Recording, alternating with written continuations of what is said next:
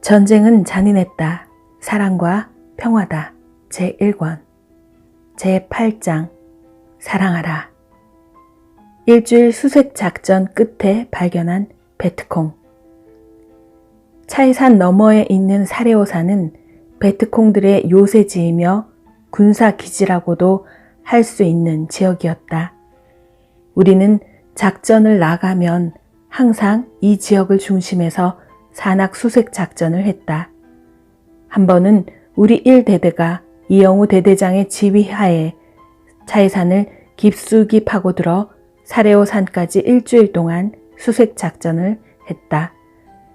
잡초가 무성한 차이산 늪지대는 밤이면 모기떼가 먹장구름처럼 몰려다니며 전쟁의 사나이들을 괴롭히며 피를 빨아먹었다. 근무가 끝나면 각자 모기장을 치고 자지만 이놈의 모기들은 창으로 찔러도 잘 찔러지지 않는 야전 침대 밑을 푹푹 뚫고 물어댄다. 잠을 험하게 자는 병사들은 모기장 밖으로 발을 내놓고 자는데 그러면 모기가 팔다리에 새카맣게 달라붙어 홀쭉해지도록 피를 빨아먹는다. 근무를 서다가 피곤하여 골아 떨어져 자는 병사들은 모기가 심장의 피까지 마르도록 빨아먹는지 다리를 잘라가는지도 모르고 깊은 잠에 빠져 쿨쿨 잔다. 서로 싸워 온통 피바다가 되게 하는 사람들이 얄미운지 모기들도 물어뜯어 전우들의 피를 흘리게 했다. 아무튼 전쟁 때문에 베트남의 모기들은 포식을 했다. 사람으로서는 정말 살 수 없었던 기구망측한 그 늪지대, 썩은 물 가운데 모기들이나 사는 곳에서 우리도 전쟁 때문에 살았던 것이다. 수십 년이 지나 지금 생각해도 그곳은 처참한 환경이었으며 생지옥과 같은 곳이었기에 잊히지 않는다. 지금도 베트남 하면 모기 먼저 생각이 난다. 추억을 갖고 한번 가보고 싶어도 옛날처럼 모기가 물까봐 생각만 해도 진절머리가 처진다. 인생이 막다른 골목에 처하게 되니 별의별 환경 속에서도 견디며 산다. 이는 삶에 대한 애착심 때문이다. 과연 베트남 사람들은 이 모기 등살에 어떻게 살았는지, 또 우리와 싸우는 적들은 이 모기 등살에 그 밀림 속에서 하루 이틀도 아니고 얼마나 고생을 할지 생각하니 참으로 불쌍한 마음이 들었다. 우리 삼중대는 차이산 기슭에 와지선을 훑어가며 산 정상까지 일주일 동안 수색 작전을 했지만 적이 활동한 흔적만 발견했을 뿐 베트콩은 한 명도 보지 못했다. 다른 중대는 적과 몇 번의 교전이 있었고 전과도 올렸다. 그래서 우리 중대는 지금까지 수색하며 올라왔던 산 너머 일대를 수색하기로 했다. 4개 소대는 그물 치듯 배치되어 분대별로 종대로 늘어서서 수색하며 내려왔다. 칠부 능선까지 서서히 내려왔을 때 해는 서산에 기울고 있었다. 이때 제2소대장의 지시가 내려왔다. 오늘은 그 위치에서 모두 텐트를 치고 야간 경계 작전에 들어가라고 했다. 해가 서산에 한 발쯤 남아 있었기에 캄캄해지기 전에 텐트를 치려고 부대 전우들은 모두 바쁜 동작들이었다. 지역의 경사가 심하고 바위와 정글이 뒤엉켜 있어 텐트를 칠 장소가 마땅치 않았다. 고로 일부는 바위에다 판초 우이와 텐트를 깔고 자리 잡는 조도 있었다. 얼마 후 분대 배치가 끝났는지 일부는 전투용 식량 C레이션을 꺼내어 깡통 식사를 하고 있었다.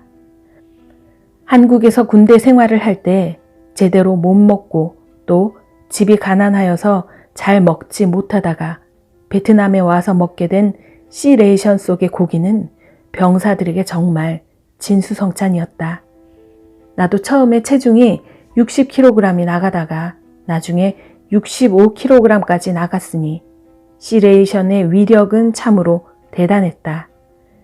논산훈련소에서 훈련을 받을 때는 일주일에 한 번씩 돼지국이 나왔었다.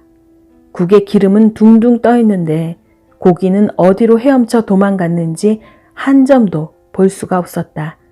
그래도 돼지 국물이기 때문에 일주일에 한 번씩 먹는 그날을 병사들은 생일날처럼 기다렸다. 훈련을 받을 때는 잠 좀 실컷 잡았으면 소원이 없겠다. 배가 터지도록 실컷 먹어봤으면 소원이 없겠다고 흔히 말들 한다. 그러다 보니 취사병을 미군과 합동으로 근무하는 카투사처럼 부러워했다. 취사병들은 취사장에서 배불리 실컷 먹을 수 있고 요령껏 잠도 많이 잘 수 있기 때문이었다. 어느 날 또 돼지국을 먹는 날이 돌아왔다.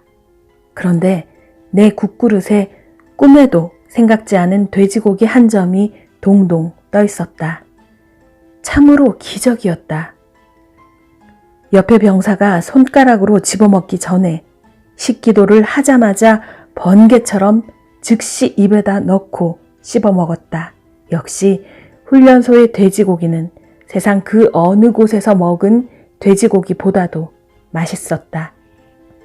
이날도 분대원들은 밀림의 악산을 타느라고 체력 소모를 많이 한 데다가 배가 고팠던지 저마다 C레이션을 꺼내어 입이 터져라 맛있게 먹고 있었다. 분대원들이 먼저 텐트를 치고 식사를 하는 동안 나와 박정배 전우와 몇 명의 병사들은 사주 경계를 하고 있었다. 이때 박정배가 "저기 베트콩!" 하며 숨가쁜 소리를 했다. "어디?" "계곡에 올라간다!" 100m 지점의 계곡을 내려다보니 나무 잎사귀가 계속 흔들거리는 모습이 보였다. 그 지역을 자세히 쳐다보니 바위와 큰 나무 뒤로 꽤 많은 적들이 은폐된 상태로 모두 총을 가지고 한 명씩 해그늘의 계곡을 따라 부지런히 올라가고 있었다. 즉시 분대장에게 보고했다. 분대원들은 초긴장하여 위에서 내려다 보이는 그 계곡을 모두 쳐다보았다. 분명히 적들이었다. 이들은 우리가 작전지를 산 너머 이쪽으로 옮겨왔을 때 눈치챘는지 해가 어두워지는 시간을 이용해 다시 우리가 작전했던 산 너머로 아군의 눈을 피해 되돌아 넘어가고 있는 것이었다. 베트콩들은 우리보다 한술 더 뜨고 있었다. 알고 보니 우리는 적의 꽁무니만 따라다니며 수색 작전을 했던 것이었다.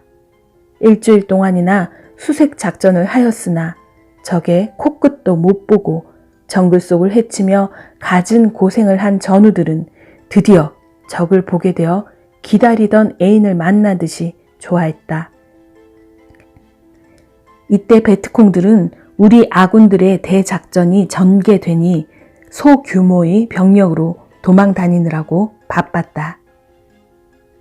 지혜의 잠언 제38집 561 선생은 서울에서 하나님이 택한 사람들을 한 명 한 명 찾았다.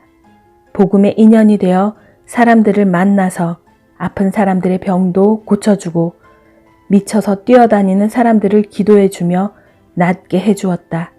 그들이 나에게 잘 곳을 제공해 주었다. 562 이후 삼각산 기도원으로 갔다. 그곳에 거하면서 철야 기도하며 그곳에서 뜻이 있어 만나는 사람들에게 말씀을 전해 주었다. 563 잘 곳이 없을 때에는 바위 밑에서 자고 기도했다.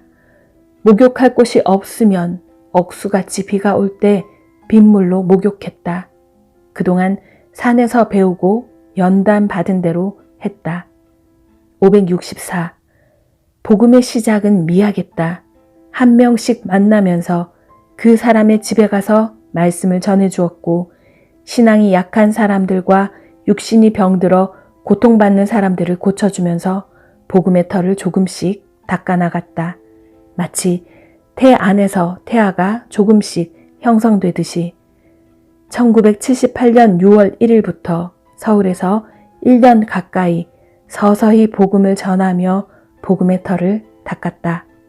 565 삼각산에서 종로 쪽 원남동으로, 다시 행당동으로, 다시 성북구로 가서 복음을 전했다. 566. 그 후 남가자동에 가서 교회를 만들었고, 그 다음에 신촌 이대 앞에 가서 오척 방교회를 만들어 복음을 전했다. 567. 남가자동에 있을 때에는 성자는 앞날을 내다보시고 월명동 생가터를 사게 하셨다. 568. 그 후 삼선교회 가서 복음을 전했다. 569. 삼선교회 있으면서 제자들과 함께 월명동을 왔다 갔다 하며 고향에 사놓은 집에 관심을 가지고 관리했다. 570. 하나님은 성자와 함께 선생에게 이 시대 복음을 주시고 섭리 역사를 펴나가시며 이 시대 육적 주인이 태어난 고향으로 오게 하셨다.